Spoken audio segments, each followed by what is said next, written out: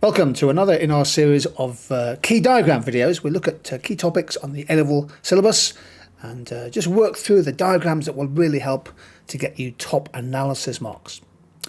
In this video, we'll take a look at specific and ad valorem taxes. Now, it's very important to be able to explain and analyse the difference between a specific and an ad valorem tax. Obviously, they're both forms of intervention by governments. They're both indirect taxes on suppliers. The consequences for price and output are similar, but please be prepared to develop the diagram to show the effect of an indirect tax on stakeholders, such as consumers, producers, and also the government.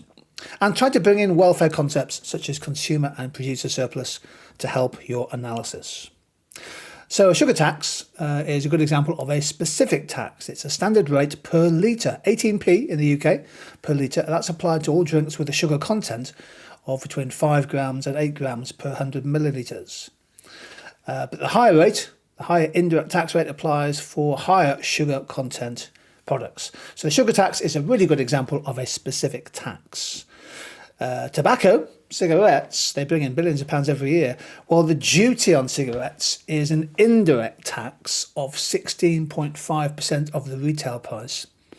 So that's an ad valorem tax because it's a percentage, plus actually a specific duty, nearly £245 per 1,000 cigarettes, or a higher tax for higher nicotine content products, £320.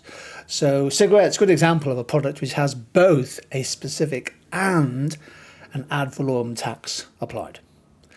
Okay, so the main purpose of this video is to walk through with you the key diagrams to show the difference between specific and ad valorem. This is quite important because in previous exam papers, the examiners have hinted at a percentage tax, and students haven't drawn the ad valorem tax diagram and therefore have limited or capped their marks. So let's make sure we're absolutely clear on this. With a specific tax on the left-hand side, there's the original equilibrium output and price of P1 and Q1. Now, if you impose a tax on a producer, it's a tax per unit. So the costs of production will go up, leading to an inward shift of supply. The supply curve will shift upwards by the amount of the tax. Other things being the same, that will lead to a new equilibrium price, which is higher with a lower output. So output falls from Q1 to Q2, the price goes up from P1 to P2. And that's your basic tax diagram. We can develop that a little bit more. The tax per unit is the vertical distance between the two supply curves, shown there by T. Now, given that the price the consumer pays is P2, the government will get T per unit. So the consumers are paying P2, the producers will get P2 minus the tax. So you draw down to the original supply curve and then draw across to the left to a point P3. So P3 is the price the producers will keep. P2 is the price the consumers will pay after the tax. And in this situation, the burden of the tax has been more or less fairly shifted equitably or fairly or equally shifted between producer and consumer. So the green area there shows the total tax revenue. The top bit, P1 to P2, is paid by the consumer. P1 to P3 is absorbed by the producer. And again, as I mentioned before, you could develop this diagram to show the welfare effects of a tax, the impact on consumer and producer surplus, for example. And we've done that in previous videos on the YouTube channel. So there's a specific tax for you with an ad valorem tax that starts off again with price output, combination of P1 and Q1. An ad valorem tax is a percentage tax. So, for example, think about, making an example up here, think about a 30% tax on consumer luxury products. So a 30% tax, if it's a £100 product, the tax will be £30. If it's a £1,000 product, the tax will be £300.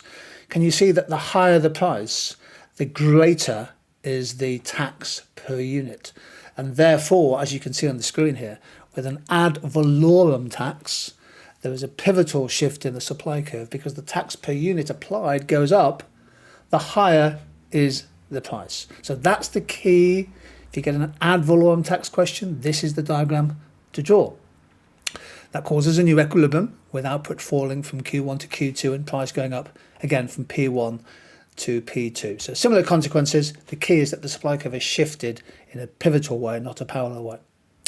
Again, is the tax per unit, that's T, quite a hefty amount of tax. So the producer will get P2 minus the tax equal to area of price P3.